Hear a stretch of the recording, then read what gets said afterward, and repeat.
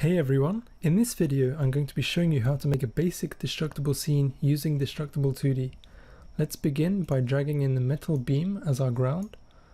Let's make it slightly bigger, and because this is a box shape, let's add the box collider 2D.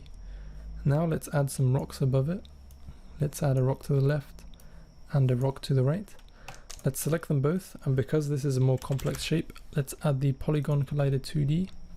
And let's add the rigid body 2D to make them fall down. So now if we hit play, you'll see the rocks fall down. Now in our game, let's make it so that when we click the mouse, it spawns an explosion underneath it. To do that, let's select our main camera and let's add the click to spawn component. For the prefab, let's select the red explosion prefab. And now if you hit play and click the mouse, you'll see it spawns a nice explosion. And if you spawn this explosion near the rocks, you'll see it moves them. But if you spawn the explosion on top of the rocks, you'll see it doesn't cause any damage and it's kind of boring. So how do we fix this? To fix it, you just select one of the sprites here, find the sprite renderer component and click the gear icon in the top right corner. Select the make destructible setting. And now if we hit play and click on this object, you'll see now we can damage the pixels. However, if you look at the collider in the scene view, you'll see that the collider doesn't change shape even though we've taken some holes out of it. And if we continue destroying more, you'll see that the collider shape doesn't change at all, and this doesn't split into two pieces as we might expect. So to fix this, let's first add the D2D polygon collider. If we add this, you'll see that it's automatically removed the old polygon collider and it now uses this D2D version. D2D stands for Destructible 2D, and if you want to know where the colliders are, they've been generated in a child called collider. You'll see here there are 4 polygon collider 2Ds. That's because as an optimization, this component splits all of the colliders into cells. So by default it has a cell size of 64, which means up to 64 by 64 pixels per cell.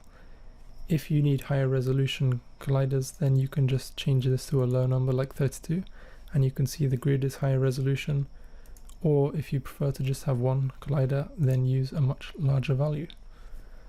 So now if we click play and destroy this, you'll see that the collider shape automatically updates and it's very accurate, unlike the default polygon collider 2D, and it updates very fast. And now we want to make it split in half. To do that, find the auto split setting here and change it to whole or local if you only want to break off a small amount. But because we want to split the whole rock in half, we'll select whole. If we hit play and now we do the same kind of slicing, you'll see that it splits the rock into 2 pieces. So the way this works is it just duplicates the rock and then sets different pixel data for each of the rocks. So if you want to add extra components to this, they will be shared. And let's say in your game you want to make it so that you slice rocks instead of spawning an explosion like this. To do that, just add the drag to slice component. For the indicator, we will add the slice indicator here, which I made earlier. And for the stamp text, we will select the circle. Let's select circle 2. You can select different circles depending on how hard you want the edge to be. And now if we hit play, we can click and drag the mouse, and then this yellow shape you can see is the slice indicator, and as soon as we release the mouse, it performs the slice. So if you want a sharper slice, just reduce the thickness here, hit play, and then you can see we have a much sharper slice, and we can just keep slicing the object as much as we like.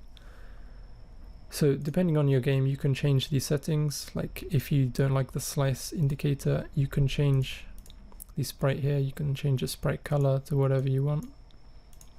So now we have a red slice indicator. And if you don't like the red explosion, you can change it to something else. You can also change the size of the explosion here. You can change the shape of the explosion. By default it is this star, and do whatever you like. So please experiment with all of these components to see what settings do what. If you're not sure what they do, you can also hover over any of the fields here. You can see there's a brief summary, and also the PDF documentation has a slightly more in-depth guide. So thank you for watching.